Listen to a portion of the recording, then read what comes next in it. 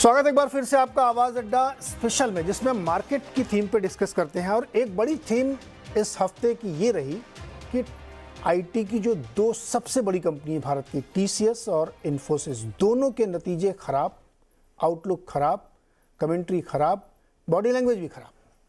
तो क्या बॉटम बना रहे हैं ये लोग, या फिर अभी बहुत कुछ होना बाकी है? क्योंकि टीसीएस अगर 28 के मल्टीपल पे अभी भी अवेलेबल है इस प्राइस पे, तो उसको क्या महंगा माना जाए या सस्ता माना जाए? अभी हम लोग थोड़ी देर पहले कह रहे थे कि एब्सोल्यूट टर्म में देखना चाहिए कि नहीं देखना चाहिए, लेकिन अब मजबूरी पैरामीटर्स हैं। दो चीज़ें मैं और बता दूं खाली फैक्ट के तौर पे, उसके बाद इस पर हम ओपन करते हैं। एक AWS जो अमेजॉन की वेब सर्विसेज है, उसने अपने निवेशकों को एक चिट्ठी लिखी है और उसमें ये लिखा है कि नियर टर्म में सिचुएशन खराब रहेगी क्योंकि मैक्रोस बड़े खराब हो रहे हैं। दूसरा, आईडीसी की एक रिपोर्ट आई है कि जो बीता हुआ क्वार्टर था जनवरी से मार्च, इस बीच में हार्डवेयर कंप्यूटर की शिपमेंट 29% घट गई है, जो कि 5 इयर्स के लोज पे है। अब इस कॉन्टेक्स्ट में आईटी सेक्टर को हम कैसे समझें, इंडियन आईटी सेक्टर खासतौर पर मैं समझना चाहता हूँ। आपसे शुरू करें? जी बिल्कुल, बताइए।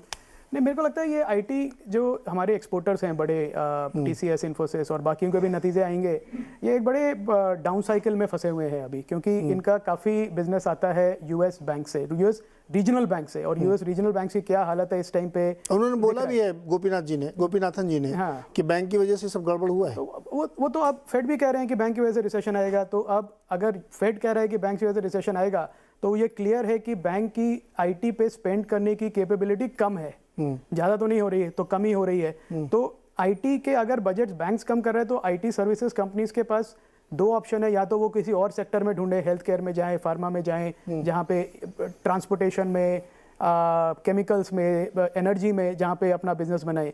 और वो हो भी रहा है। नीरज जी, आप देखें पिछले 4-5 क्वार्टर से जो आईटी सर्विसेज कंपनीज का बीएफएसआई का जो एलोकेशन पहले ऑलमोस्ट 40-50% होता, वो कम हो गया 25% आ गया। तो वो भी अपनी डिपेंडेंस बैंकिंग फाइनेंशियल सर्विसेज पे कम कर रहे हैं।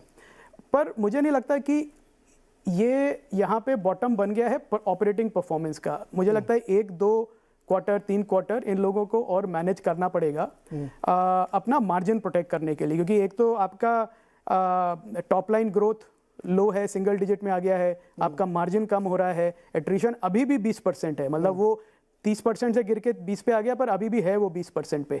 और आपकी हायरिंग जो है वो कम होती जा रही है, जो नेट एडिशंस हैं, क्योंकि आपके पास बिजनेस नहीं आ रहा, आप बेंच कम कर रहे हैं, तो इसके लिए अपना एफिशिएंसी बढ़ा रहे हैं मार्जिन प्रोटेक्ट करने के लिए। तो वो सारे सिग्नल्स दिख रहे हैं कि बिजनेस का जो ग्रोथ है वो अंडर प्रेशर है। अब इस समय अगर मैं देखूं, टीसीएस का भाव 3200 के करीब है। 3200 के सामने जो उसकी एक्सपेक्टेड ईपीएस है 24 की, वो है 136 रुपीज़ की। तो मतलब 24 टाइम फॉरवर्ड पे आपको वो स्टॉक मिल रहा है, जो 115 रुपये का डिविडेंड दिया, तो मतलब ऑलमोस्ट 4% की डिविडेंड यील्ड है उसकी। तो अब दो तरीके हैं नीरज जी इसको देखने, या तो आप कहें कि नहीं मैं अभी नहीं लूँगा, जब 2700-2800 पे आ जाए तब मैं ले लूँगा, तो वो भी ठीक है। या कोई कहे कि ठीक है जो भी है 3200 पे भी ठीक है, बाद में मैं देख रहा हूँ 4-5 साल का व्यू, तो ऐसा नहीं है कि यूएस हमेशा बैंक्स रिसेशन में रहेंगे, कभी तो आईटी बजट वापस आएगा। और हमने देखा है कि 2 साल के बाद अगर आईटी बजट कम रहता है तो एक कैचअप फेज आता है उसका यूएस ओवरऑल मार्केट ग्रोथ के साथ, तो जब वो आएगा तो ये स्टॉक्स आउट परफॉर्म करेंगे। तो I think again going back to same thing, Neeraj ji बात करते हैं, टाइमिंग की बात है ये कि आप एज एन इन्वेस्टर क्या कॉल ले रहे हैं, कि हमें आईटी, इंडियन आईटी सेक्टर जो इतना बड़ा सेक्टर है, उसमें पूरा निकल जाऊंगा, या मैं उसमें थोड़ा एलोकेट करके रखूंगा और एक अपॉर्चुनिटी ढूंढूंगा कि फर्दर करेक्शन हुआ तो इन्फोसिस जैसा स्टॉक 52 वीक लो पे है तो मैं उसको ले लूंगा। तो मुझे लगता है as an investor, long term investor, I am happy to increase allocation slowly and steadily. क्योंकि मुझे मालूम है कि बॉटम नहीं बना, लेकिन निबलिंग कर सकते हैं। निबलिंग कर सकते हैं, क्योंकि बॉटम कहाँ पे बना है नीरज जी वो किसी को नहीं मालूम है, किसी को मालूम ही नहीं। पर ऑपरेटिंग परफॉर्मेंस इमीडिएटली इंप्रूव नहीं होगी 1-2 क्वार्टर में, आपको पेशेंस रखनी पड़ेगी। तो वो बात क्लियर है। और मुझे नहीं लगता कि जो हम बात कर रहे हैं ये मैनेजमेंट को नहीं मालूम, वो तो रोज देखते हैं। तो आई एम श्योर उनके पास भी स्ट्रैटेजी, वो भी सोच रहे हैं कि हम कैसे रिएलोकेट करें अपने रिसोर्सेज को, दूसरी इंडस्ट्रीज में, इमर्जिंग इंडस्ट्रीज हैं उनके साथ काम करें। तो पर 1-2 क्वार्टर का पेन है, पर मुझे नहीं लगता कि ये हमेशा के लिए पेन है, कि ये एकदम डाउन साइकिल ऐसी आईटी इंडस्ट्री की स्टार्ट हो गई है कि इसके बाद कभी रिकवर नहीं करेगा। तो लंबे समय के लिए देखें तो मौका भी है। Correct. Manish Dangi sir, TCS की कमेंट्री आपने सुनी होगी सर, कांस्टेंट करेंसी 1.5 से 2% की उम्मीद थी, 0.6% आई है। वो उन लोगों की इस बार की कमेंट्री एक्चुअली बड़ी डिप्रेसिंग थी। तो क्या आपको इंडियन आईटी पे आपका क्या व्यू बता? अच्छा, जैसे हम लोग यूएस की बात की थी ना, जो पिछले जनवरी से 3 महीने में 20% चल गए, ये बिल्कुल वहीं पे खड़े, बिल्कुल नहीं चले हैं। नियर टू बॉटम या 2-4 महीने की वेट और खराबी आगे हो सकती है? कैसा लग रहा है आपको इन नतीजों को देखने के बाद?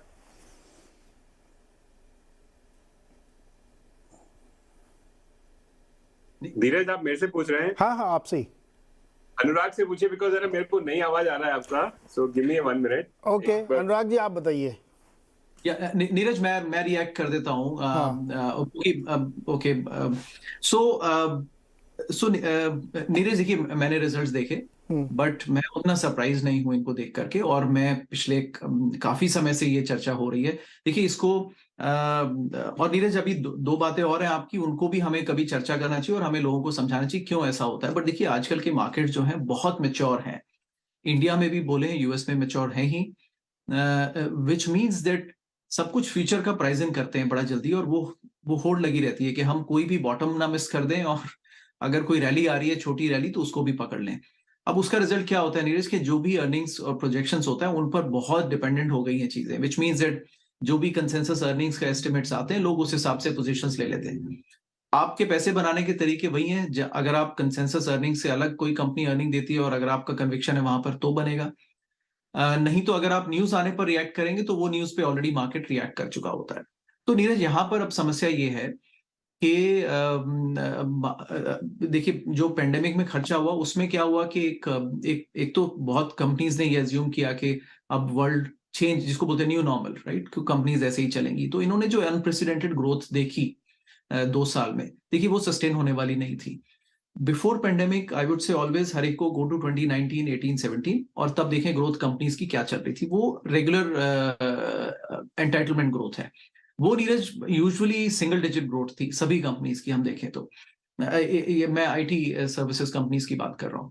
तो वो back to single digit growth का समय है नीरज, और आई थिंक उस पर अगर उन्होंने 0.6 भी सस्टेन कर लिया है, मैंने नंबर देखा वो, बट इन्फोसिस भी कह रहा है कि हम 4 to 7% टॉप लाइन ग्रो करेंगे। तो I think it's a reasonable number, क्योंकि अब उनका बेस भी बड़ा है। अब अब देखिए वो 15-16 बिलियन से 25-24 बिलियन 25 बिलियन की कंपनीज बन चुकी हैं। तो इस बेस पर भी अगर 4 to 7% भी ग्रो करते हैं नीरज, तो it's not a bad growth. Second point Neeraj ये है कि these companies follow Nasdaq for some strange reason. अगर वहां पर पैसा आता है तो इनमें भी इन्वेस्टमेंट आता है। तो अगर आपके क्लाइंट्स ही स्लो डाउन में चलेंगे और मनी कंजर्व करेंगे, कैश कंजर्व करेंगे, अभी हर कंपनी ने यहाँ पर स्टेप्स लेने शुरू कर दिए हैं। एम्प्लॉय की वेजेस तो कम नहीं कर सकते, लेकिन एटलीस्ट कॉस्ट सेविंग मेजर्स बाकी जगह तमाम कंपनीज ने शुरू कर दिए हैं। तो उसमें बजट्स देखिए सभी के कट होंगे, तो उसमें आईटी की भी ग्रोथ उतनी नहीं आ पाएगी, but I think it's a part of the cycle. Third is ultimately ये सेटल होंगे नीरज वही सिंगल डिजिट ग्रोथ में सभी companies, and I think we should price them accordingly. इनको 25-28 के multiples Neeraj, it's not reasonable. So मैं एकदम जंप नहीं करूंगा कि ये बॉटम है। I think there is more to come, और इसमें कोई जल्दबाजी नहीं है, क्योंकि यहां से कोई आपकी बस मिस नहीं हो रही है। फाइनल एक पॉइंट कहूंगा नीरज, एक लॉन्ग टर्म में ये कंपनीज के लिए मैं पॉजिटिव नजरिया रखता हूं, बिकॉज कैश जनरेटर्स तो हैं ही। अल्टीमेटली पेंडेमिक ने एक और चीज सिखाई है इन कंपनीज की। स्ट्रेंथ क्या है? वो स्ट्रेंथ ये है कि देखिए एक तो हम आपको यूएस में सर्विसेज प्रोवाइड करते हैं, लेकिन बहुत सारा काम ऐसा है जिसको आपको यूएस में कराने की जरूरत नहीं है, और या यूरोप में कराने की जरूरत नहीं है, क्योंकि एक आपके पास टैलेंट अवेलेबिलिटी नहीं है, दूसरा कॉस्ट बहुत हाई है। और हम आपको टैलेंट भी देंगे और कॉस्ट इफेक्टिव टैलेंट देंगे, और उसको मैनेज करके देंगे।